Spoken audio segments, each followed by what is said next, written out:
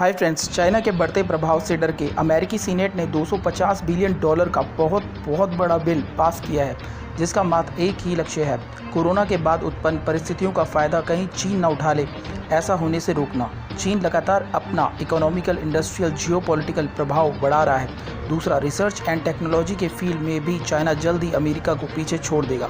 इससे अमेरिका डरने लगा है। दूसरा, कोरोना महामारी के बाद पूरी दुनिया के टेक इंडस्ट्रीज़ और उस पर प्रत्यक्ष अप्रत्यक्ष रूप से निर्भर सारी इंडस्ट्रीज़ में सेमीकंडक्टर्स, चिप्स, सर्किट्स की भारी कमी हो गई है। इसी क्षेत्र में चीन बहुत तेज़ी से आगे बढ़ रहा है। इन सेमीकंडक्टर्स, चिप्स और सर्किट का उपयोग banking, railways, aviation, politics, data analysis, medical science and research, artificial intelligence, space technology, defence research, almost हर जगह होता है और इसी के थ्रू इलेक्ट्रॉनिक उपकरण जो हैं वो काम करते हैं। सेमीकंडक्टर्स एक्चुअली कंडक्टिविटी सिग्नल्स या साउंड को कंडक्टर्स और इंसुलेटर्स के बीच में से गुजरने में सहायता करते हैं, जिससे कोई भी मशीन या उपकरण जो है वो काम करता है।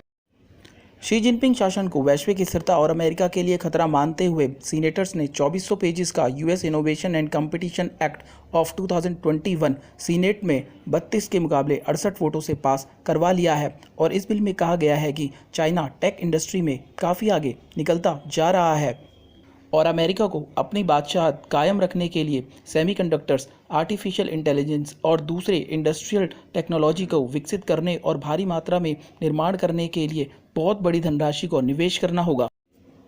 बिल के अकॉर्डिंग $190 बिलियन कॉमर्स डिपार्टमेंट को टेक्नोलॉजी और रिसर्च को बढ़ावा देने के लिए दिए जाएंगे, जबकि $54 बिलियन सेमीकंडक्टर्स और टेलीकॉम इक्विपमेंट्स की रिसर्च और लार्ज स्केल प्रोडक्शन के लिए दिए जाएंगे।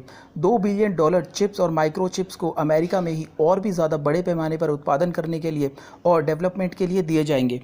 इसके अलावा अमेरिका में भारत के जैसे ही चाइनीज़ ऐप्स को बंद करने, उसकी ड्रोन मैन्युफैक्चरिंग कंपनीज़ को और अमेरिका में उनके साझेदारों को बैन करने की भी बात कही गई है।